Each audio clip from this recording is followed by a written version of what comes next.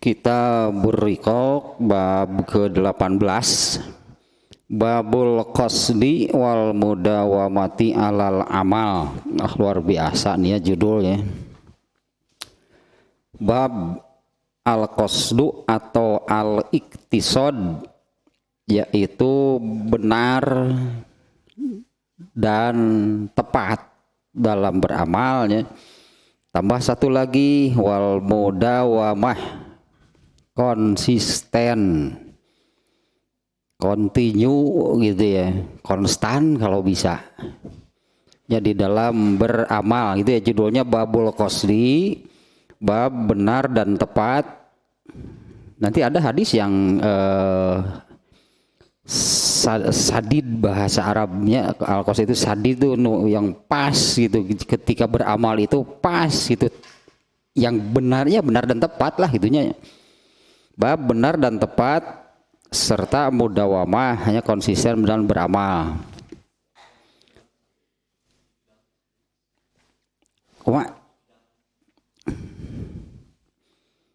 Kalau tidak beda sebetulnya maknanya ya. Ada i'tidal, ada tumaninah gitunya, hal yang menunjukkan ke arah yang sama gitunya. Nah, tapi kalau dalam hal ini al-qasdu atau al-iktisad itu tepat gitunya, dan dalam beramal tidak lebih, itu kan maksudnya tidak lebih tidak kurang. Nah, yang pokoknya yang disebut tepat dan benar di dalam beramal itu adalah hal mendasarnya adalah yang sesuai yang dengan ajaran Islam ya, di mana ajaran Islam itu berdasarkan Al-Quran dan Sunnah, itu dasarnya gitu ya. Kemarin ininya baru judulnya. Nah, karena ini judulnya ya saya katakan ini luar biasa nih, Imam Bukhari membuat judul seperti ini. Babul Qasdi wal Mudawamah, ya seperti itulah itunya, beramal yang benar dan tepat serta konsisten, continue, artinya kan terus menerus gitu di dalam beramal. Nah, nanti hadis-hadisnya jelas menunjukkan ke arah yang demikian ya, al-qasdu wal mudawamah fil amal. Nah, kemarinnya baru judulnya. Nah, di dalam bab ini ada 8 bab yang hadisnya hampir sama. Ya, ada 8 ya, hadis-hadisnya hampir sama yang mengarah ke judulnya. Hanya ada beberapa yang berbeda, itu pun masih ada kaitan tentu saja. Nah, yang pertama nih hadisnya. An Aisyah radhiyallahu anha, atau ini harus dari tabiinnya di sini nih ya, Masruq namanya. Masruq ya, seorang tabiin, dianya Masruq berkata, Sa'altu Aisyah radhiyallahu anha ayyul amali kana ahabba ilan nabiyyi sallallahu alaihi wasallam. Qalat ad-daim. Qala qultu fi ayyihinin kana yakumu. Qalat kana yakumu iza sami'as sorikh. Nah, seperti demikiannya redaksi hadisnya, tidak terlalu panjang juga nih. Ada 2 hal di dalam hadis ini, isinya tentang 2 hal. Dari Masruq, ia berkata, aku bertanya kepada Aisyah radhiyallahu anha. Nah, pertanyaannya, ayyul amali kana ahabba ila nabi sallallahu alaihi wasallam. Ya, amal apa yang paling dicintai Nabi sallallahu alaihi wasallam? Qalat adaim. Ternyata bukan jenis amalnya. Aisyah menjawab bukan jenis amal. Misalnya ini pertanyaannya, amal apa yang paling disukai, amal yang bagaimana, yang mana, ayu itu asalnya yang mana gitu ya. amal yang mana yang paling disukai Nabi sallallahu alaihi wasallam atau yang paling dicintai Nabi sallallahu alaihi wasallam? Aisyah menjawab ad-daim itu artinya yang dawam. Daim dawam sama ya artinya. Itu yang konsisten diamalkan terus menerus, yang continue, konstan bahkan gitu ya. Kalau sebutan konstan itu kan tidak mengendurnya. Betama di baheula dina ieu dina apa namanya? Dalam pelajaran fisika bicara soal gaya. Gaya fisika, jadi fisikanya bukan gaya legeg. Eta mah jiloba gaya nu eta mah. Nu eta mah logay nu eta mah. Ya konstan itu artinya kan kalau sebuah benda misalnya berjalan gitunya mulai dari titik nol dengan kecepatan berapa.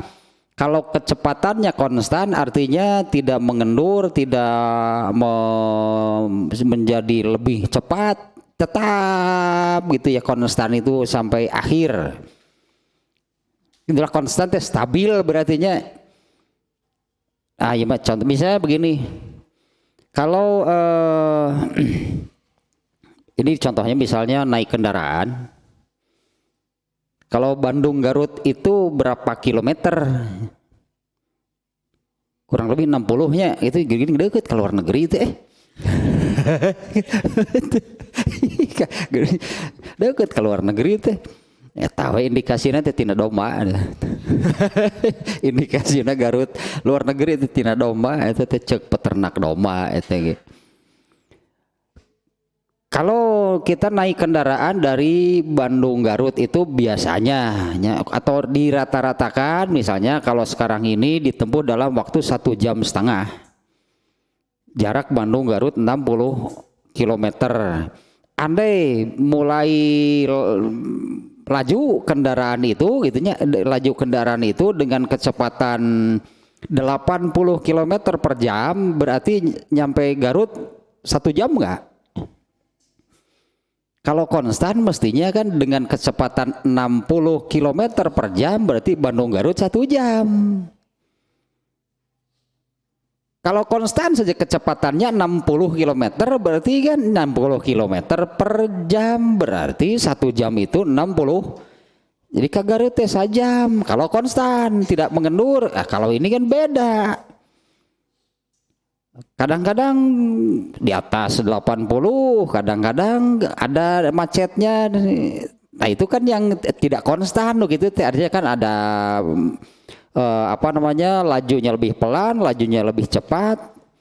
Nah kalau konstan itu artinya tetapnya mulai dari. Nah ini kalau beramal mestinya konstan. Begitu melakukan terus nggak pernah mengendur. Artinya kalau sudah melakukan suatu amalnya maka ya teruslah dilakukan, tidak pernah mengendur gitu konstannya ini. Ada juga nih hadis dari Aisyah juga tentang ini sholat ba'da asar, sholat 2 rakaat ba'da asarnya, di mana kemunculan sholat tersebut itu asalnya ba'da zuhur yang tidak sempat dikerjakan. Ba'da zuhur itu sholat rawatibnya, sholat rawatib ba'da zuhur yang 2 rakaat. Rasulullah SAW itu pernah pada suatu hari setelah beres sholat zuhur langsung disibukkan dengan urusan zakat. Belum sempat sholat ba'da zuhurnya yang 2 rakaat itu tersibukkan oleh zakat. Ternyata sampai masuk asar. Kemudian Rasulullah SAW mengerjakan 2 rakaat ba'da zuhur tersebut setelah asar. Ya, di mana ini salah satu kekhususan Nabi. Ini khusus Nabi. Ketika sahabat ada yang bertanya, boleh nggak kami melakukan demikian jika 2 rakaat ba'da zuhur itu tidak sempat dikerjakan pada waktunya? Rasulullah menyatakan tidak boleh. Tapi kemudian sholat 2 rakaat tersebut dikerjakan oleh Rasulullah SAW kan pada asar. Ternyata besoknya Rasulullah mengerjakan 2 rakaat pada asar. Besoknya mengerjakan 2 rakaat pada asar. Dan ternyata sholat tersebut jadi terus menerus dikerjakan sampai meninggal. Rasulullah itu selalu mengerjakan 2 rakaat pada asar. Ya kan sababul wurudnya kemunculan sholat tersebut seperti yang barusan itu hanya untuk Nabi. Ya, itu hanya untuk Nabi. Selain Nabi kan ada sahabat yang bertanya kan tidak boleh. Ini Aisyah juga hanya yang menerangkan Rasulullah mengerjakan demikian. Ya, itu ya diterangkan, yang menerangkannya itu Aisyah juga hanya seperti di hadis ini. Nah di ujung hadisnya Aisyah mengatakan Rasulullah SAW itu apabila sudah melakukan suatu amal maka akan konstan sebutannya, tidak pernah mengendur. Ya kalau konstan pastinya kan jadi konsisten kan, jadi dawam. Nah bahkan tidak pernah mengendur dalam beramal. Ya mudawamah artinya kan begitu. Ini Aisyahnya menerangkan Rasulullah seperti itu kalau beramal. Apabila sudah melakukan suatu amal maka Rasulullah itu akan terus beliau kerjakan sampai wafat, sampai meninggal. Nah ini di hadis ini nya khobab dinu kamari atau khobab nah jadi kayak tadi kadinya deui. Masruk nih bertanya kepada Aisyah, amal yang mana, amal seperti apa yang paling dicintai oleh Nabi SAW? Aisyah menjawab sangat-sangat singkat dengan satu kata ad-daim, yaitu yang dawam. Dawam itu seperti barusannya, artinya dawam konsisten kan, bahasa kitanya konsisten, artinya ya terus menerus dikerjakan. Nah bahkan kan kalau kita kaitkan dengan bab yang kemarinnya tentang kalau kepada orang tuanya di yang pembahasan yang hari Selasa, kalau kepada orang tua kan Al-Quran memerintahkan wabil walidaini ihsan. Ihsan secara umum itu baik, berbuat baik. Tapi kan Nabi membahasakannya dengan birrul walidain. Nah artinya ihsan, berbuat baik kepada orang tua yang diperintahkan oleh Allah itu harus sampai kepada birrul walidain. Kepada orang tua itu harus sampai kepada albirru. Dan albirru itu adalah amal yang dilakukan dengan konsisten hingga menjadi akhlak. Jadi biasa gitu, nah itu konstan ya, bahasa lainnya nya konstan, itu tidak pernah mengendur, selalu seperti itu. Itu namanya albirru. Nah kalau ini amal yang seperti ini ya pasti kan, pastilah gitunya. Sekarang kita bisa memahami nih, kalau Aisyah menjawab seperti ini, amal yang paling dicintai oleh Rasulullah itu amal seperti apa? Albirru berarti jawabannya, yaitu amal yang konsisten, konstan dikerjakan hingga menjadi bentuk diri, sebutnya hingga menjadi bentuk diri, atau yang bahasa Arab nama hingga menjadi akhlak. Kalau akhlak-akhlaknya itu akhlak-akhlak yang seperti ini, yaitu amal-amal soleh yang konsisten, konstan dikerjakan hingga, kalau konstan tadi kan tidak pernah apalagi ditinggalkan kan, mengendur saja tidak pernah, artinya kan konstan seperti itu pasti akan menjadi akhlak. Nah kalau seseorang itunya bentuk dirinya itu dengan hal-hal seperti ini, yaitu amal soleh yang didawamkan, nah itulah itunya orang yang disebutnya orang yang memiliki al-akhlakul karimah. Rasulullah SAW itu adalah manusia orang yang paling berakhlakul karimah. Kalau Rasulullah kan total seluruh hidupnya itu hanya itunya berpegang, berlandaskan, mengamalkan ajaran Islam, dan itu semuanya dikerjakan oleh Rasulullah SAW seperti kata Aisyah tadi, apabila sudah melakukan sesuatu maka tidak pernah ditinggalkan, akan dikerjakan terus-menerus, konstan mengerjakannya. Nah, itulah akhlakul karimah. Ya, makanya manusia yang paling berakhlakul karimah, berakhlak paling mulia itu Rasulullah. Karena totalnya seluruh hidupnya itu berpegang, itu berlandaskan, mengamalkan ajaran Islam. Dan kalau sudah mengamalkan satu amal akan konstan diamalkan. Ta'eta al-akhlakul karimah gitu. Nah, karena kalau sesuatu itu belum konsisten mengerjakannya, apalagi konstan itu ya, berarti belum menjadi akhlak. Can jadi akhlak nu kitu mah. Seperti ini dulu di Tahzibul Akhlak juga ini pernah dibahas. Yang disebut akhlak itu kalau suatu amal itu sudah dikerjakan dengan konsisten, bahkan konstan. Tadinya konstan tidak pernah mengendur ya, konstan. Di dalam Tahzibul Akhlak itunya tentang al-khuluq kalau nggak salahnya pembahasannya. Jadi kalau kita melihat seseorang yang berbuat buruk, jangan langsung menjudge-nya. Alah, kebegaya pisan. Memvonisnya bahwa orang itu berakhlak yang buruk. Bisa jadi saat itu dia melakukan demikian itu hanya boleh disebutnya hanya kebetulan dia sedang lalai, sedang lupa, dia tergoda oleh setan, padahal biasanya enggak. Nah, demikian juga kalau kita melihat orang yang mengerjakan satu amal soleh, kita tidak bisa menetapkan wah dia orang yang seperti apa, yang soleh gitunya, padahal baru satu kali melihat orang itu beramal soleh. Bahkan ini luar biasanya Umar bin Khattab, jenius Umar bin Khattab. Ketika ada orang yang mengatakan saya melihat gitunya seseorang yang soleh. Ini ada orang yang mengatakan demikian kepada Umar bin Khattabnya, saya melihat seseorang yang soleh. Umar bin Khattab bertanya, tahu dari mana kamu bisa menilai, bisa menyimpulkan orang itu soleh? Saya sering melihatnya di masjid. Ternyata Umar bin Khattab mengatakan, kalau kamu ingin melihat, menyimpulkan seseorang itu soleh, jangan berdasarkan orang itu berada di masjid. Lihatlah orang itu ketika berada di pasar. Tamu di pasar ketinggali bener soleh jeung teu nanti. Keur di masjid wapat bangsat ge milu salat atuh. Ya keur di masjid bangsat ge milu salat atuh.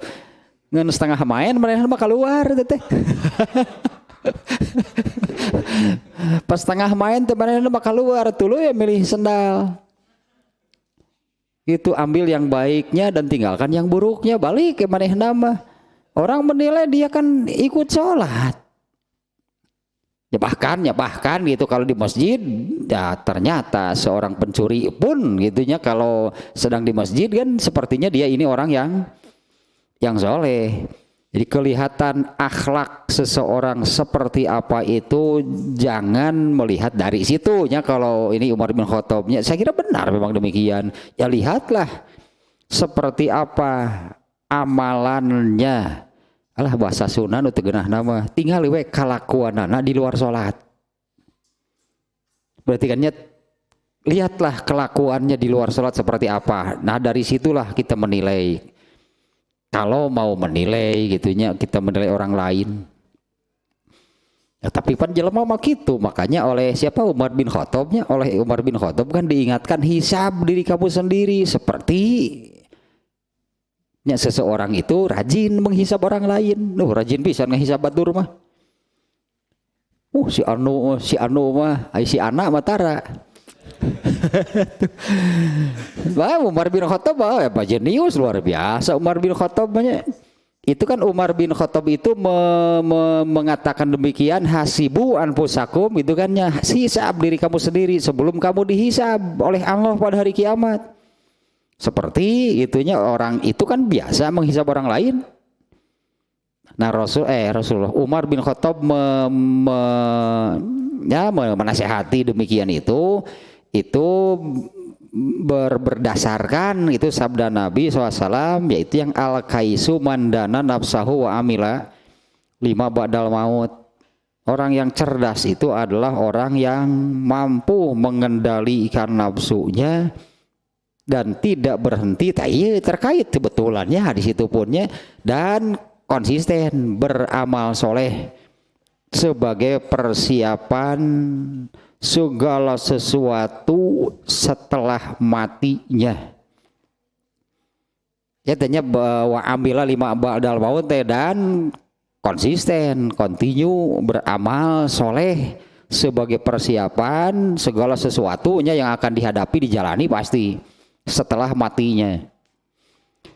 Nah ini kembali ke hadis ini nih ya, Rasulullah SAW, Aisyah radhiyallahu anha menjawab dengan amat singkat, amal apa yang paling dicintai oleh Rasulullah? Ad-daim, yaitu yang, nah ini kalau di babnya kan Imam Bukhari memunculkan bab benar dan tepat serta konsisten di dalam beramal. Nah bagaimana kalau ad-daim? Iya, dawamnya iya, tapi kalau tidak sesuai Quran Sunnah, dah konsisten teteh muludan deh, kayak kun wae. Tetap kuncinya hal paling mendasarnya nya benar dan tepat dulu kan. Ya benar dan tepatnya suatu amal itu kalau sesuai dengan ajaran Islam. Saya kira logikanya mudah kan ya. Nggak sulit lah gitunya, saya kira nggak sulit.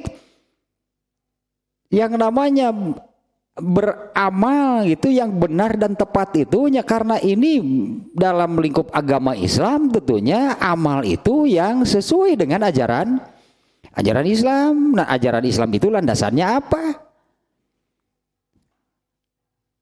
Al-Quran itu kan landasannya atau berdasarkan Al-Quran, intinya kan berdasarkan Al-Quran. Al-Quran itu kemudian ditafsirkan oleh sunnah.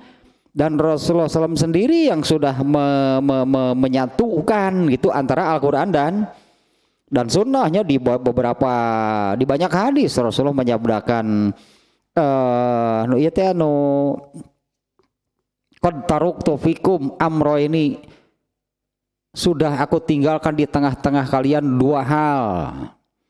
Ya, ini tasomtum bihima, jika kalian berpegang teguh kepada keduanya, falan tadilu abadan, pasti tidak akan tersesat sampai kapanpun.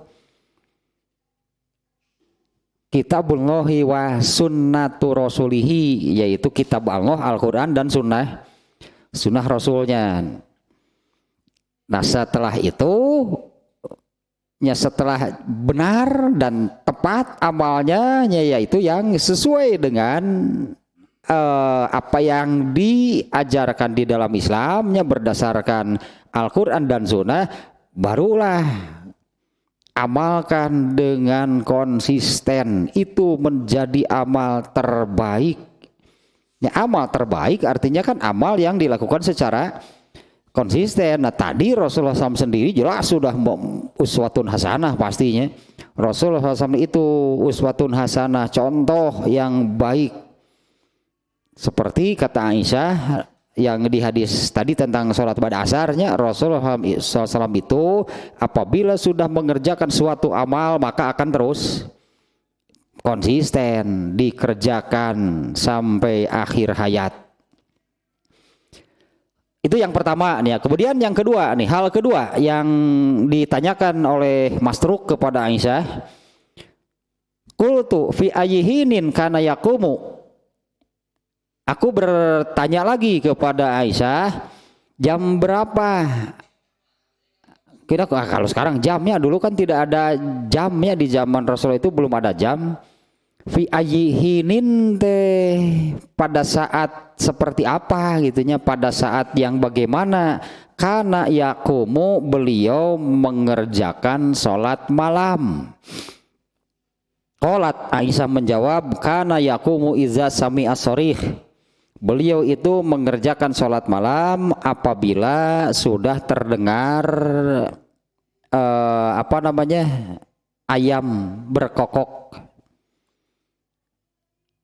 Ya, tapi hadisnya gitunya ya yakumu iza sami'a sorih. Rasul SAW itu apa namanya sholat malamnya itu mengerjakan sholat malamnya itu apabila ayam sudah hari-hari tak di Arab ayah ayam gitu. Ayah ngan masalah ayah nungukut gitu. Ayah nungukut ayam teh. Nah, kurang lebih berarti begini ya. Jadi ini kan pertanyaannya jam berapa kira-kira gitunya Rasulullah SAW itu mulai mengerjakan sholat malamnya. Kurang lebih lahnya kalau karena ayam juga kan tidak tahu waktu misalnya kayak semenit deui lah kongkorongok mah. Tuh gitu. Ayam teh ningali jam heula. Kurang lebih gitu artinya kurang lebih lah jam kalau pakai jam sekarang ya kurang lebih jam sekian gitu ya. Jadi di hadis ini berarti Rasulullah SAW itu kan mengerjakan sholat malamnya itu menjelang sholat subuh. Ya Rasulullah SAW itu mulai mengerjakan sholat malamnya itu ketika kurang lebih gitu apa namanya sebutlah setelah mendengar ayam berkokok. Kalau kita entah ayam 15 abad yang lalu dengan sekarang sama nggak ikon korongok lah teh jam sakitu tuh bisi weh bahasa eta mah kongkorongok itu jam 1 gitu di Arab. Kongkorongok itu jam 1 puting. Kalau sekarang kita ininya ayam berkokok itu sekitar mungkinnya 1 jaman itulah menjelang azan subuh, menjelang waktu subuh. Karena Aisyah menjawab demikian nih ya karena yakumu iza sami'a, beliau memulai sholat malamnya itu setelah apabila beliau mendengar sorihah teh kongkorongok hayam, apabila mendengar kukuruyuk, begitulah bunyinya. Atau kukuruyuk atau begitulah bunyinya. Kakinya bertanuk. Itu hewan apa namanya? Ya aduh inget kayaknya gitu. Di hadis lain ya kita bandingkan nih. Ini hadis riwayat Al-Bukhari juga.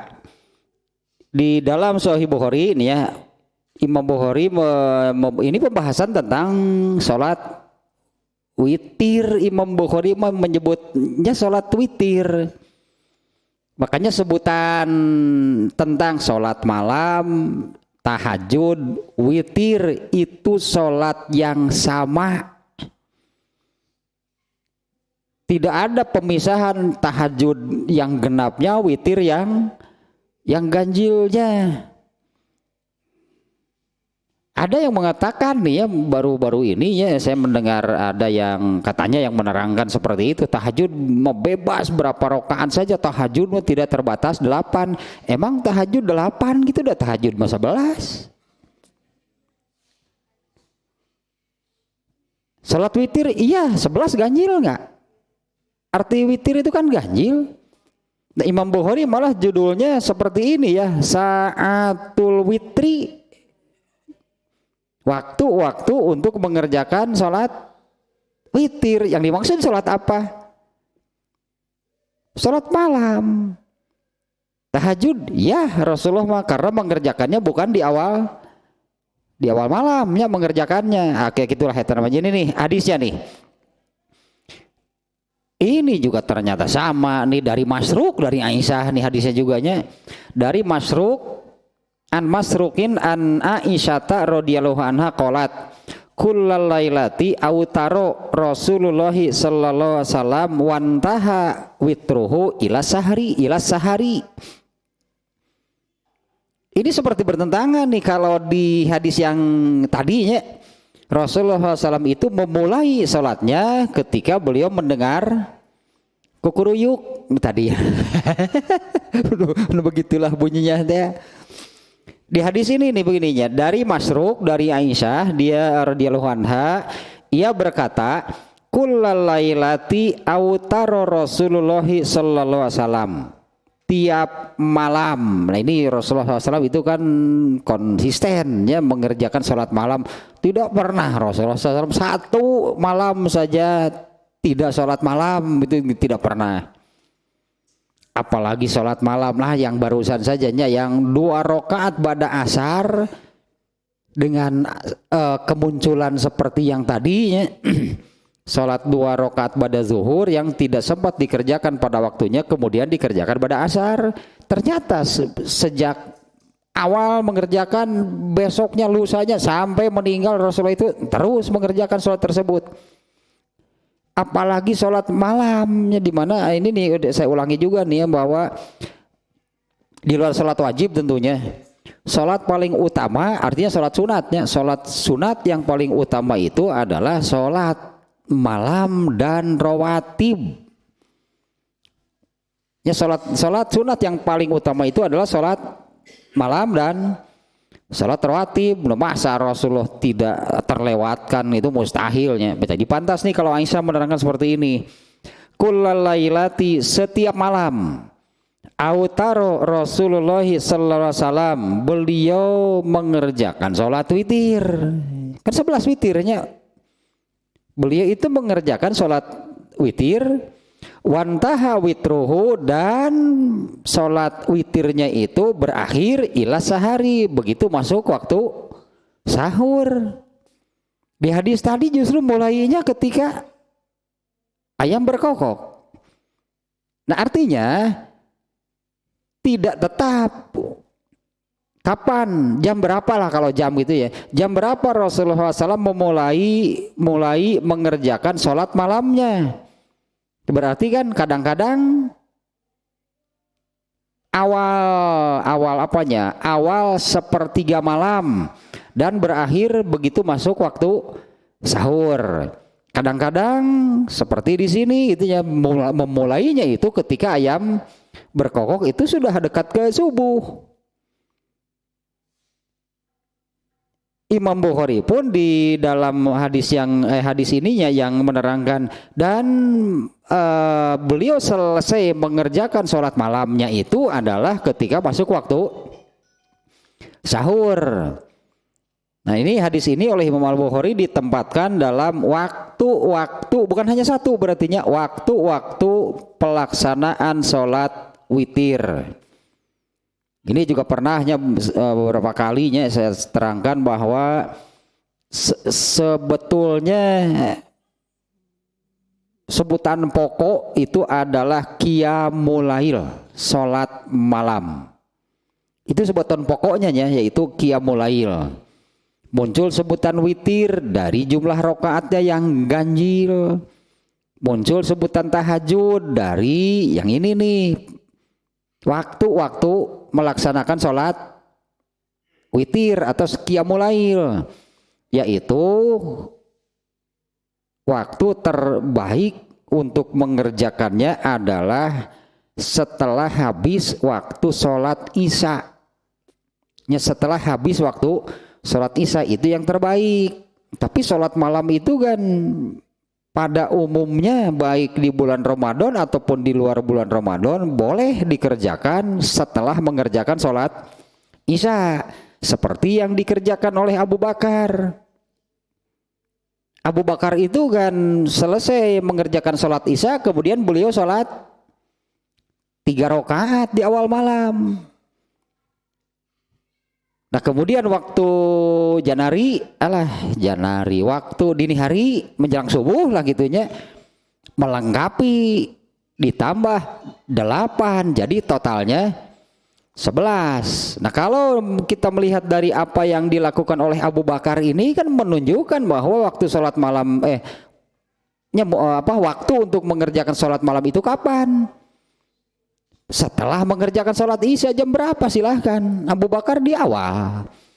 Hanya Abu Bakar itu mendahulukan yang 3-nya, kemudian dilengkapi jadi 11-nya menjelang subuh. Kalau sekaligus langsung 11 setelah sholat isya boleh nggak? Ya kan sebetulnya apa bedanya? Abu Bakar kan mengerjakan yang 3 rakaatnya ini di awal. Atau kalau mau seperti Abu Bakar boleh, silahkan. Andai misalnya nanti malam harinya malam hari dini harinya tidak bangun, bahkan kan subuhnya juga kesiangan. Jam seberaha? Jam 10 can harudang. Can salat subuh gitu. Salatnya 3 rakaat. Kemudian tidak apa namanya ya, karena kesiangannya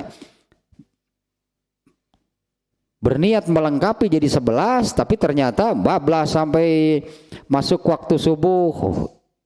Itu sudah mencukupi lah gitunya, sudah mencukupi perintah Rasulullah SAW, jadikanlah witir itu sebagai akhir sholat sebagai akhir rangkaian sholat untuk hari itu.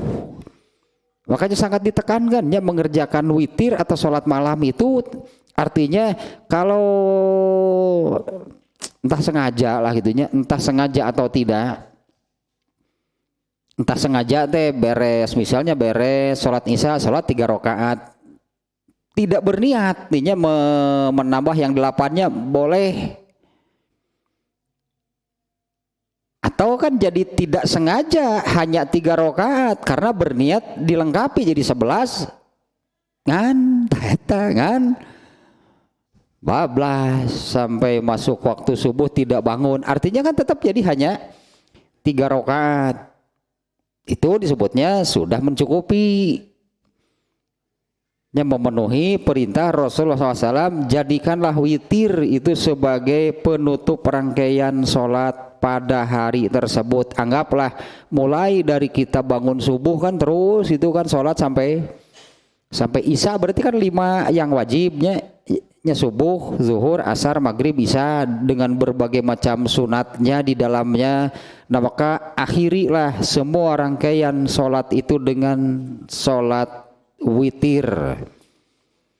Kalau idealnya ya itulah sholatnya itu dikerjakan setelah habis waktu sholat isya, bukan setelah mengerjakan sholat isya, setelah habis waktu sholat isya dan jumlahnya 11. Taetanu pol nama didinya.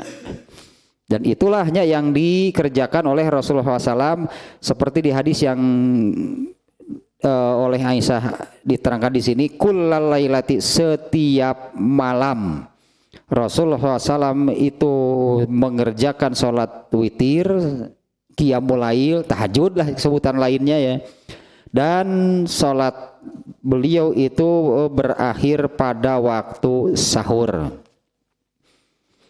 Nah itu hadis yang pertamanya, ada 2 hal di dalamnya seperti yang ditanyakan oleh Masruq kepada Aisyah, hanya 2. 1, amal apa yang paling dicintai oleh Rasulullah SAW, yaitu yang paling dicintai adalah amal yang dikerjakan secara konsisten. Ya, itunya sudah jelasnya menunjuk kepada ini Imam Bukhari, ini oleh Imam Al-Bukhari dimunculkan hal tersebut di dalam judulnya, yaitu mudawamah. Kemudian yang kedua ya ini yaitu tentang sholat malam, seperti barusan lah sholat malam tanya 1 lah gitunya kita nih tentang sholat malam. Sholat malam itu salah satu di antara 2 sholat sunat yang paling utama, yaitu sholat rawatib dan sholat malam.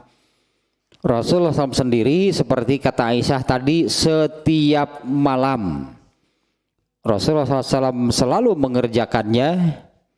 Adapun soal waktunya, 2 hadis ini sudah menunjukkan perbedaannya. Yang tadi yang dimuat di sini justru memulainya itu ketika mendengar ayam berkokok, berarti sudah dekat ke subuh. Kalau di hadis yang tadi ya, di bab waktu sholat witir, justru beliau mengerjakan sholat malamnya itu berakhir ketika masuk waktu sahur menjelang subuh. Nah itulah secara umum tadinya lah sholat malam. Kemudian hadis yang keduanya, karena isinya ini hampir sama nih ya. Sekarang hadis yang kedua.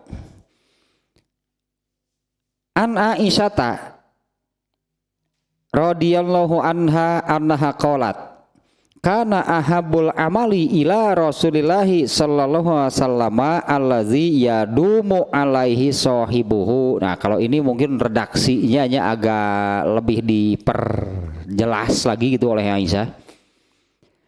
Dari Aisyah radhiyallahu anha, dia berkata, kana ahabul amali ila Rasulillahi sallallahu alaihi wasallam, ya, amal yang paling dicintai oleh Rasulullah SAW itu adalah allazi yadumu alaihi sahibuhu, yaitu amal yang didawamkan, yang dikerjakan secara konsisten sahibuhu oleh yang melakukannya. Allazi yadumu alaihi sahibuhu, amal yang paling dicintai oleh Rasulullah SAW adalah amal yang dikerjakan secara tetap, secara konsisten oleh pelakunya. Kan sejalannya dengan hadis yang sebelumnya. Kalau di hadis nomor 1 Aisyah ditanya dan menjawabnya sangat singkat, bahkan dengan satu kata, adaim. Amal apa yang paling dicintai oleh Rasulullah? Adaim. Nah ini nih adaim yang kedua nih penjelasannya, yaitu allazi yadumu alaihi sahibuhu, yaitu amal yang didawamkan, dikerjakan secara tetap, dikerjakan secara konsisten oleh pelakunya. Kan ini tahap akhir kan ya dari suatu amal, kan ini ya akhir, tahap akhir lah itu dari suatu amal itu adalah dawam. Ya eta 5 ST teh panuter air teh eta. Ulah cek cikur dawam dawam. S kelima cek cikur mah sidag. Geuleuh teh sileug sulum sinam. Aduh, sileug sulum sinam sadob sidag. Eta kalima. Baleng cikur mah. 5S teh iya 5S no kaleng-kaleng mah kitu data. Ya suatu amal itu kan iman, ilmu, kesungguhan maksimal. Terakhir kan tahapan dari amal itu yaitu dikerjakan secara konsisten. Kan yang 4-nya dulu kan harus ditempuh kayaknya dari yang 5 tadinya, yaitu sebagai landasan beramalnya itu adalah iman dan ilmu. Ya kemudian kan terhadap terhadap agama secara keseluruhan, yang kemarin kan di dalam pembahasan yang mujahadah, artinya dituntut kesungguhan di dalam beragama ini ya, kesungguhan gitu beragamanya. Nah apabila melaksanakan maka kerjakanlah secara maksimal, jadi tidak ada kesan semaunya, tidak ada kesan naon bahasa Sunda mah sahayuna sakahayangna, tidak boleh gitunya mengerjakan suatu amal itu saridona. Kerjakanlah dengan maksimal. Nah, sudah terpenuhi yang ini berdasarkan iman dan ilmu, dikerjakan ya ditanggapi, itu bahkan dan menanggapi dan menyikapinya secara serius, bersungguh-sungguh, mengerjakannya maksimal. Tahap akhir ini nih angerkeun, jeung urang Sunda berarti angerkeun gitu, tah mun ngamalkeun amalkeun terus. Makanya jelaskan amal yang Aisyah nggak ada tuh pinter pisan geuning Aisyah teh. Amal apa yang dikerjakan yang paling dicintai oleh Rasulullah? Dawams. Tuh Aisyah mah santai ngajawab, tapi apa nepi ka dawam tuh harus ini dulu berarti kan. Ngaraya esan we atuh. Tuh dawams teh bawa kan nanyakeun mana es cenah 5 teh. Ya, amal apa yang paling dicintai oleh Rasulullah? Yang disebut yang terakhir. Yang disebut yang terakhir kan ya, di mana kan sudah terpenuhi berarti kan di mana amalnya itu berdasarkan iman dan ilmu, dikerjakan dengan bersungguh-sungguh dan maksimal. Yang sampai kepada dawam itu yang paling dicintai, karena ini sebetulnya kan tadinya apabila suatu amal soleh khususnya yang disebut, nah nanti juga ada di bab hadis berikutnya nomor 3-nya, kita tidak kadang-kadangnya menyebut amal artinya, padahal kalau amal secara umum itu artinya apapun yang dikerjakan oleh manusia itu adalah amal. Nah ini diantara mengapa Rasulullah mengatakan di hadis nomor 3 nantinya, yang memasukkan seseorang ke dalam surga itu bukan amalnya. Di antara penafsirannya adalah nyari amal, nama semua orang juga punya amal. Kalau yang memasukkan ke surga amal yang mana? Eta berarti bedakan gitu antara amal dan amal soleh, meskipun itunya ada makna lain, bahwa karena surga itu terlalu tinggi, terlalu mahal.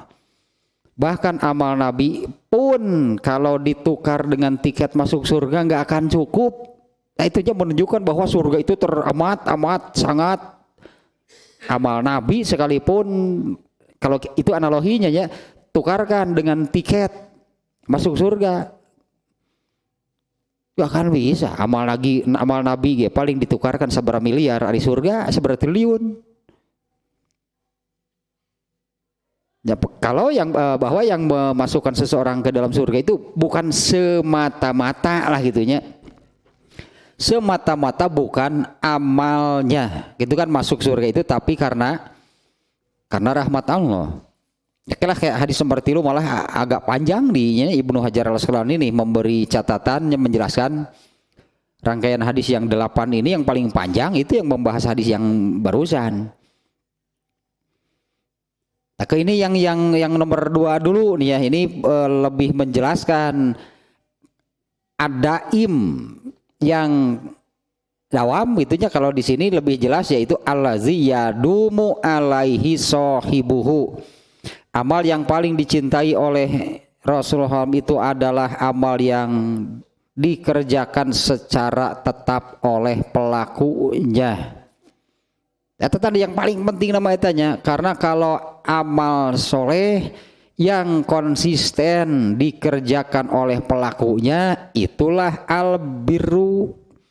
Dan seseorang yang memiliki, yang disebut memiliki al-akhlakul karimah itu adalah, kalau kita lihat Rasulullah SAW sebagai uswatun hasanah, di mana beliau itu kan seluruh hidupnya, seluruh amalnya tidak ada satupun gitunya yang lepas, yang keluar, yang tidak sedang mengamalkan ajaran Islam, dan oleh Rasulullah itu sudah dikerjakan secara kontinu. Nah, sehingga beliaulah orang yang berakhlak paling mulia.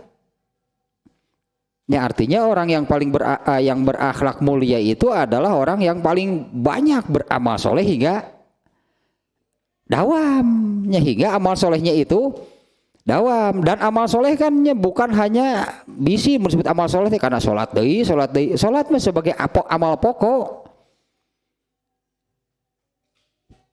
Sehingga Umar bin Khattab mengatakan, kalau kamu mau menyimpulkan, mau menilai seseorang itu soleh atau tidak, jangan ketika berada di masjid, tapi lihatlah amalannya di luar masjid.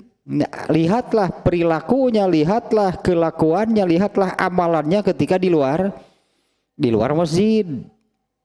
Kalau amalan yang lainnya itu sudah amalan di ruang, kalau kita kaitkan juga nih ke dalam pembahasan yang kemarin kan ittibaul hawa.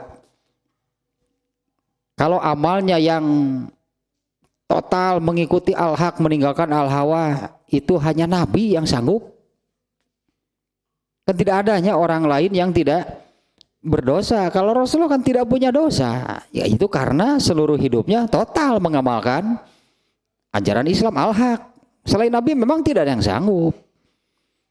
Nah kalau orang sedang sholat, katakanlah secara kasat mata dia sedang mengamalkan mengikuti al-haq. Ya, kenapa saya katakan secara kasat mata? Emang semua yang sholat itu dapat pahala? Ini seringnya saya ungkapkan, kan ada ayat yang fawailun lil, malah dapat dosa. Kalau dapat dosa itu perbuat ibadah atau maksiat? Ya, seseorang mendapatkan dosa, itu kan buah akibat, itu kan dosa itu kan buah hasil akibat dari apa? Dari maksiat, gak ada yang lain. Jadi kalau fawailun lil musholin, dia mengerjakan sholat secara kasat mata dia sedang beribadah, beramal soleh, tapi kan sebetulnya atau ada yang dengan sholatnya itu malah mendapat dosa. Dulu pernah kalau nggak salah saya ya di tulisan singkat, tulisan pendek, saya membuat membuat tulisan yang judulnya sholat maksiat. Ya, judulnya itu sholat maksiat. Itu dasarnya ayat Al-Quran, fawailun lil musholin. Dia mengerjakan sholat, tapi Allah menyatakan celakalah. Yang celaka, yang berdosa itu tidak ada lain. Itu karena celaka, dosa itu akibat buah atau hasil dari maksiat, bukan beramal soleh. Nah kalau kita kaitkan kepada itunya ittibaul haq, ittibaul hawa, memang tidak akan ada yang sanggup kan kalau seluruh amalnya itu ittibaul haq, itu hanya Rasulullah, sehingga beliau tidak punya dosa. Kalau ittibaul hawa dosa enggak? Apa itu penyakit hati judul nanti. Kalau penyakit hati berarti dosa, enggak ada yang lain. Memang tidak akan ada yang sanggup, tapi dari kelakuannya, dari perilakunya, dari amalannya sehari-hari, kalau seseorang itu lebih banyak ittibaul hawanya, dia masuk ke dalam kategori yang berakhlak buruk, berakhlakus sayyi'ah. Dan sebaliknya, bukan tidak ada ittibaul hawanya, karena kan pasti adalah selain Nabi ittibaul hawanya. Tapi kalau ittibaul haknya dalam perilakunya sehari-hari, dalam amalannya sehari-hari itu lebih banyak ke al-haknya, ini berakhlakul karimah, meskipun kan levelnya tidak akan sejajar dengan Nabi. Karena menilai orang soleh dan tidak itu kan tadi kata Umar bin Khattab, lihatlah perilakunya, kelakuannya, amalannya di luar sholat. Kalau lebih banyak ke ittibaul hawanya itu berarti berakhlakus sayyi'ah, itu akhlaknya buruk. Kalau lebih banyak ittibaul hawanya, nah itu baru ittibaul haknya, nah itu barulah disebut itu ya berakhlakul karimah, karena kan banyak mengamalkan al-haq, banyak mengamalkan amal soleh. Apalagi kalau amal solehnya itu sudah dikerjakan sampai ke tahap yang tadi yang kelima. Karena sidang deh wae. Kumaha Bang Tis tuh.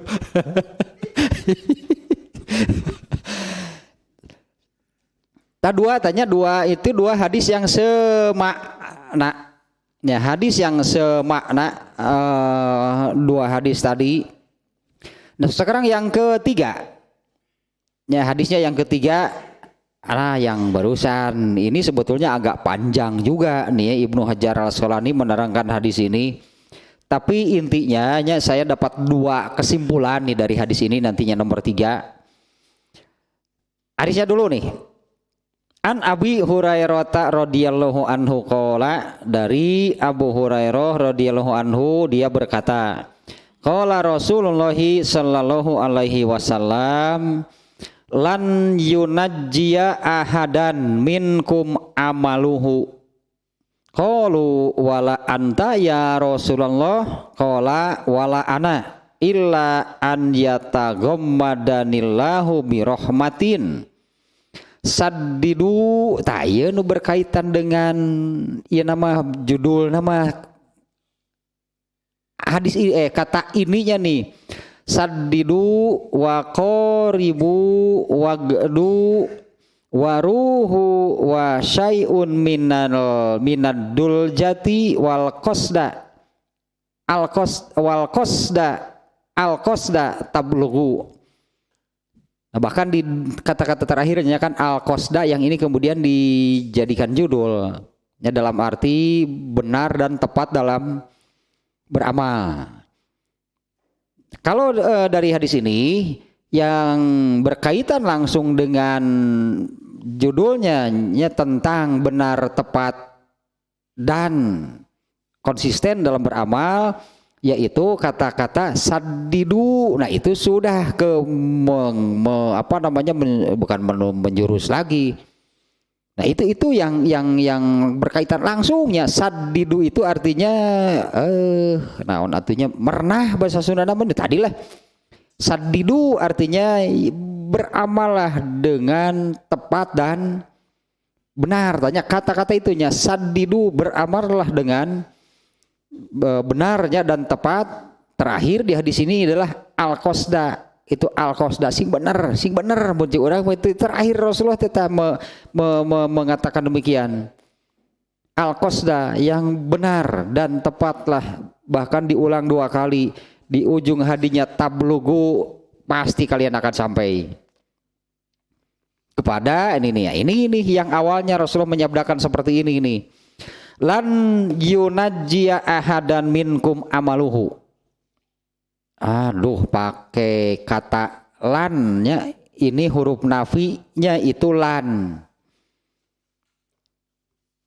Bukan lam itu. Kalau lam itu tidak ya, seperti lam yalid walam yulad misalnya. Ini pemakaian huruf huruf nafi, bahasa kitanya apanya, kata negatif. Tidak.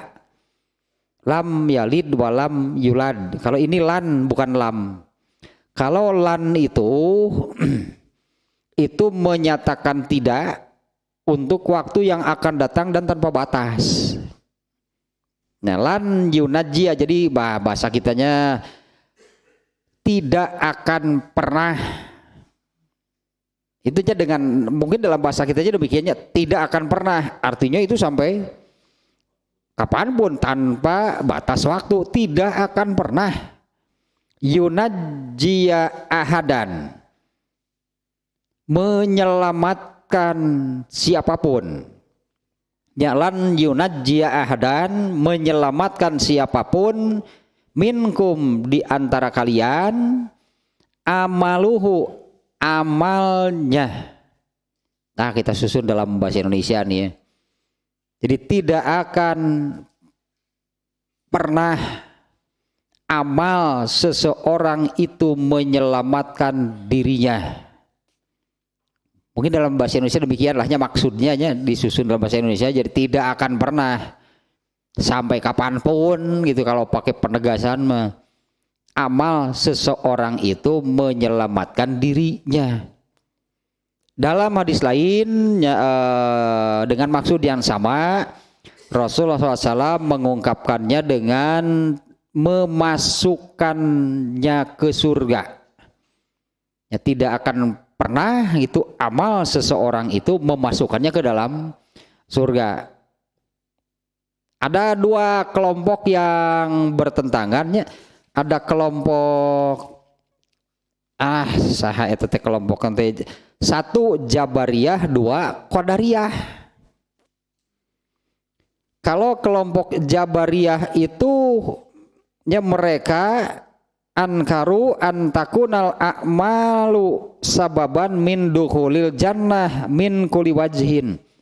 Kelompok Jabariyah itu mereka yang menolak, mengingkari sama sekali ya, menolak sama sekali, seperti yang redaksi, berarti seperti mantuk redaksi tekstual hadisnya. Hadisnya akan menyebutkan demikian, bahwa tidak akan pernah amal seseorang itu menyelamatkan atau memasukkan dirinya ke dalam surga. Sehingga pada kelompok Jabariyah ini amal mah bebas. Kenapa? Karena hadisnya kan tidak akan ada amal yang memasukkan seseorang ke surga. Ya artinya bebas itu kenapa? Dan mereka pun bukan seolah-olah, mereka pun menambahkan masuk ke surga bukan karena amalnya, masuk ke neraka juga bukan karena amalnya. Bebas berarti beramal mah. Jadi mereka ini tanpa aturan, beramal mah bebas. Kenapa? Beramal apapun yang memasukkan bukan amal, yang memasukkan ke neraka bukan amal. Menurut mereka, kewe kok Allah dipilihan eta mah. Andai kita bernasib baik, Allah menakdirkan gitunya si A memasukkannya ke surga, alus milik tah. Berarti alus milik si eta ke surga. Padahal amalnya jelek, ya kan Allah tidak memasukkan ke surga atau ke neraka berdasarkan amal. Kemudian Allah memasukkan si B ke neraka, misalnya padahal orangnya banyak beramal baiknya, beramal soleh, nah kan bukan karena amal. Milik eta mah, apakah menjadi orang yang alus milik atau goreng milik situ eta mah. Itu jabariyah seperti itunya. Atau jadi memilikan gitu. Ka surga jeung ka neraka jadi memilikan eta mah. Ya, masuk surga atau neraka itu ya itu hanya memilikan lah. Gawe tungguan kumaha milik. Ya apakah halus milik atau goreng milik? Memilikan itu jabariyahnya pemahamannya. Ya itu kan bahayanya kalau memahami ayat Quran gitunya, kalau ayat Quran dan hadis hanya berdasarkan semata-mata gitunya, hanya berdasarkan tekstualnya. Padahal kan Rasulullah sendiri sudah menyebutkan bahwa Al-Quran dan hadis itu jawami'ul kalim. Jawami'ul kalim itu kan redaksinya pendek tapi maknanya sangat luas, entah sampai mana gitunya, keluasan, kedalaman yang namanya Al-Quran dan hadis. Nah justru teks ayat atau hadis itu anggaplah itu sebagai pintu masuk untuk yaitu kedalaman, keluasannya sampai mana ya sok atuh asup heula kadinya. Pintu masuknya itu adalah teks ayat dan hadis. Ya masuklah, selamilah ke dalamnya sampai mana. Nah kalau ini kan teksnya gitu bodoh berarti asli teman. Ya artinya kan tidak mau masuk mendalami, menyelami itu, padahal kan Rasulullah sudah menyebutkan demikian. Al-Quran dan sabda Rasulullah itu, hadis itu jawami'ul kalim sebutannya. Nah kalau kelompok Qadariyah, mereka yang allazina za'amu annal jannata iwadul amali, bahwa surga itu benar-benar itu sebagai pengganti pengganti atau barter lah anggapnya, bahwa surga itu sebagai barter dari amal yang dilakukan oleh manusia. Jadi memahaminya itu sebagai barter, amal itu untuk Allah, barterannya berupa surga untuk manusia. Nah kalau itu kan malah bertentangan dengan sabda Nabi ini, karena Rasulullah menyebutkan yang memasukkan seseorang ke surga bukan amalnya. Tata ngaraco tah Jabariyah dan Qadariyah. Kelompok yang lain juga masih banyaknya yang memahami tentang ini nih ayat hadis ini nih ya. Lanjutkan dulu nih ayat terjemah hadisnya nih ya. Lan yunajjiya ahadan minkum amaluhu. Ini teksnya kan memang seperti ini ya, teks hadisnya, redaksinya. Tidak akan pernah seseorang masuk itu kalau di sini bukan memasukkan ke surga, yunaji menyelamatkan. Ya tidak akan pernah amal seseorang itu menyelamatkan dirinya. Kalau para sahabat bertanya, nah ini kan tentu saja para sahabat akan bertanya nih kalau Rasulullah bersabda seperti ini. Tidak akan pernah amal seseorang itu menyelamatkan dirinya. Kalau di hadis yang lain tadinya memasukkannya ke surga. Para sahabat bertanya, aduh wajar kan pertanyaannya seperti ini. Wala anta ya Rasulullah, apakah engkau juga termasuk? Karena Rasulullah menyebut lan yunajia ahadan. Ahadan itu nakiroh. Apa-apaan tuh? Geus kana bahasa Arab mah poek. Ahadan itu nakiroh artinya amat mencakup. Sehingga kalau tadinya saya artikan tidak akan pernah amal seseorang itu menyelamatkan dirinya, menyelamatkan siapapun. Nah, maksudnya diartikan siapapun di situ itu betul-betul mencakup secara keseluruhan. Siapapun. Kalau sahabat kan penasaran, kalau Rasulullah kan beda. Kalau Rasulullah SAW kan beda, hanya para sahabat kan sudah tahu kalau Rasulullah SAW itu dimaksum, Rasulullah SAW itu pasti masuk surga. Nah, tapi apakah gitu Rasulullah juga sama? Masuk surganya itu bukan karena amalnya. Ya karena hadisnya kan sabda Rasulullah sebelumnya kan menyatakan demikian, tidak akan pernah menyelamatkan siapapun atau seseorang itu selamat karena amalnya. Nah, para sahabat bertanya, wala anta ya Rasulullah, apakah engkau juga sama? Qala, Rasulullah menjawab, wala ana, kurang lebih ya, gitu jawaban Rasulullah. Apakah engkau juga sama?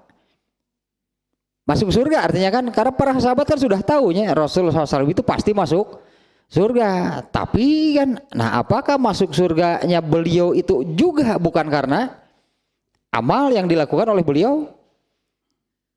Nah apakah engkau juga sama? Apakah engkau juga demikian? Qala, beliau menjawab, wala anak, tidak juga aku. Artinya sama, aku pun masuk surganya karena sudah pasti, tapi masuk surganya juga sama, bukan karena amal beliau. Illa an yataghammadillahu birahmatihi. Aku masuk surga berartinya karena kemudian Rasulullah menyebutkan selanjutnya ini menyebutkan tentang dirinya.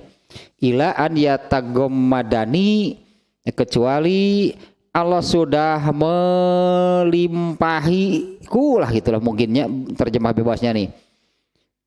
Kecuali artinya aku pasti masuk surga itu karena ini nih, illa an yataghammadanillahu birahmatin. Aku masuk surga karena Allah sudah melimpahiku. Melimpahiku teh sigano di dieu mah maksudna teh siga piscok. Tah si pisang teh meninggus kok. Tah Rasulullah mah sudah dilimpahi, diliputi, itunya dipenuhi, tidak ada celah gitu. Rasulullah SAW itu siga piscok, air gitu tetega. Ya Rasulullah itu sudah diliputi, dipenuhi itunya oleh rahmat Allah.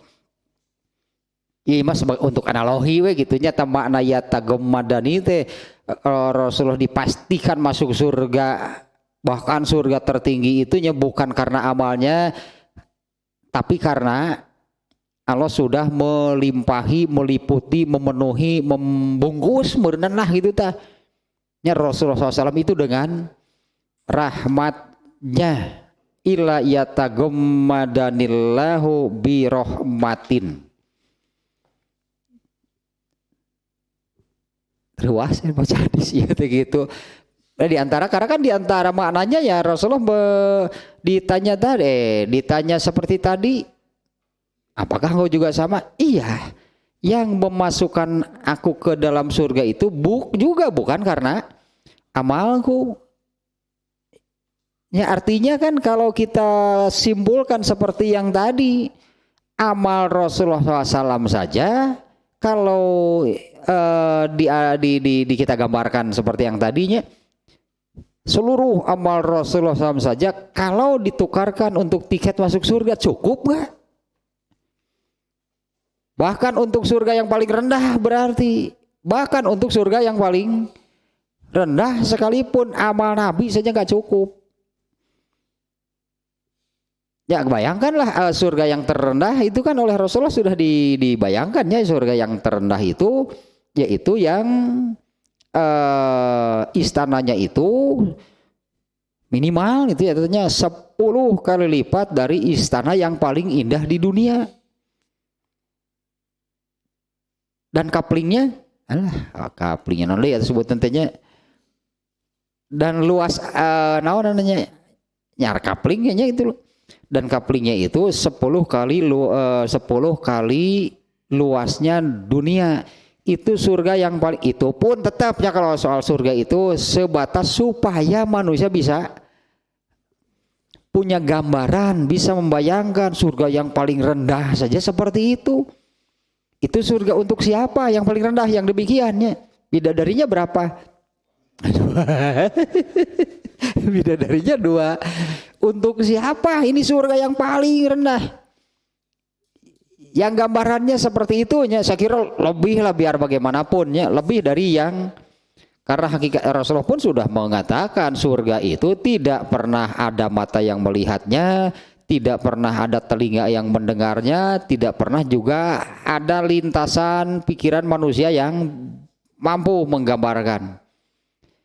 Nah surga yang paling rendah yang gambarannya seperti tadi itu bagi orang yang terakhir dikeluarkan dari dalam neraka, orang yang hanya punya iman sebesar debu, terakhir hampir kaliwatea lah dia udah soalnya hidung tutung sugan terdrom aspal sudah hampir teka jahit ku malaikat ti neraka. Ya untuk surga seperti itu pun amal Nabi ya akan cukup. Itu kan surga kan eta teh. Itu kan surganya, tapi amal Nabi kalau ditukarkan tiket masuk surga untuk surga yang terendah saja nggak akan bisa. Karena tetap saja surga itu kan hanya isinya itu hanya keindahan, kenikmatan, hanya kebahagiaan. Jadi ditukarkan dengan amal Nabi pun tidak akan cukup.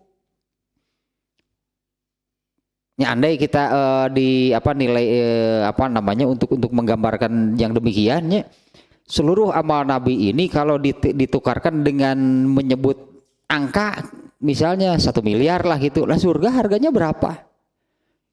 Tak terhingga surga mah, kalau dihitung angkanya nolnya ada berapa, entah nggak ada ujungnya gitulah nilai surga. Yang namanya kan tak terhingga, berarti kan tidak terhingga, tidak terjangkaunya, tidak terhitung. Ya lamun kalau 10 nolnya 1, 100, 2, 1000, 6, semiliar, 9, 1 triliun. Nah, terus kalau nolnya tak terhingga berapa? Kita mau menyebut berapa? Nah surga itu seperti itu. Gak akan cukup amal Nabi pun. Nah orang sih kumaha tuh itu. Nah kita bagaimana? Makanya untung sebetulnya kalau benar Allah menetapkan demikian, Nabi pun tidak akan bisa masuk surga. Kalaunya Allah menetapkan demikian, ya tukarkan amal kamu dengan tiket. Kan ada hitungannya kan, amal itu sebetulnya kan ada angkanya, ada nilainya setiap amal. Lalu seluruh amal kita itu berapa jumlahnya? Ya tukarkanlah dengan tiket yang nilainya sekian. So kali itu udah surga mah anu ngajaga nabikeun karcisna ditolak kabeh berarti tah. Ya sok bikeun karcis sakali itu ke penjagaana. Wal ayah gitu, tidak ada amal Nabi pun tidak akan cukup. Ini pun kan untuk menggambarkan ya surga seperti apa. Jadi benar-benar ini makna bahwa ila an yataghammadanillahu birahmatin, hanya rahmat Allah lah hakikatnya yang memasukkan siapapun ke dalam surga. Nah, sehingga Ibnu Abbas kan ketika ditanya rahmat itu apa? Surga Ibnu Abbas begitu. Ibnu Abbas menjawabnya rahmat Allah itu adalah surga. Udah 21 ah. Tapi nanti hadis ini belum tamatnya, ini makna. Nah setelah Rasulullah menerangkan sampai di sana barusan semata-mata artinya ya yang memasukkan aku ke dalam surga itu adalah rahmat Allah. Nah setelah itu kemudian Rasulullah memerintahkan untuk sadidu terkait dengan sabdanya barusan kan. Ya sok atuh sing bener kan ulah dalin karena amal hakikat nama. Tapi kan tuntutannya beramalah sadidu teh yang benar dan tepat. Di ujungnya bahkan Rasulullah mengulang wal qasda, al qasda diulang 2 kali, beramalah dengan benar dan tepat. Rasulullah karena hadis ini masih banyak nih ya. Hadis ini ada berapa? Ada 8 seluruhnya. Berarti ada 5 lagi nih ya. Hadis keempatnya masih tentang hal yang sama, yaitu saddidu wa qaribu wa malu an la yadkhula ahadukum amaluhu al jannata. Aneh kan sebetulnya Rasulullah itu kan memerintahkan saddidu yang benar, yang tepat, wa malu beramalah karena yang bukan amal kalian yang masukkan ke surga. Ongkoh minta beramal segitunya, beramalah kalian karena tidak akan pernah seseorang masuk surga karena amalnya, kan seperti yang bertentangan kan, pemerintah beramal tapi menyebutkan bahwa tidak akan pernah gitu amal seseorang itu yang memasukkannya ke benar hese mungkin hadis itu berarti. Ya susah berarti kan, sulit memahami hadis tehnya. Gitulah kalau redaksi ini kan hanya sebagai pintu gerbang. Apa sih maksud dibalik itu? Eta yang harus diving teh. Harus terjun dan menyelami itunya sampai mana itu ini maksud hadis Rasulullah SAW. Sehingga banyak kan yang jadi salah pemahaman seperti tadi. Kalau Jabariyah bebas beramal, kenapa mesti beramal? Karena yang memasukkan seseorang kan bukan itu kelompok Jabariyah. Tapi kalau Qadariyah mau memahami bahwa amal dan surga itu semacam barter gitunya, dari kita amal, dari Allah surga. Amun gitu rahmat Allah di mana? Itu kan menghilangkan juga rahmat Allah karena Rasulullah menyebutkan masuk surga itu karena tata jadi salah memahami teh. Dabongana itu tidak persiapan, bawa perlengkapan menyelamnya, silahkan menyelam. Deh embung hayang teh snorkeling di permukaan. Snorkelingnya sih anak meri. Atuh moal apal di jero siga kumaha. Teruslah tuh jam 21 ah. Ya masih berartinya masih ini bab nanti berikut masih bab ke 18 ini ya, ada 5 lagi nih hadisnya.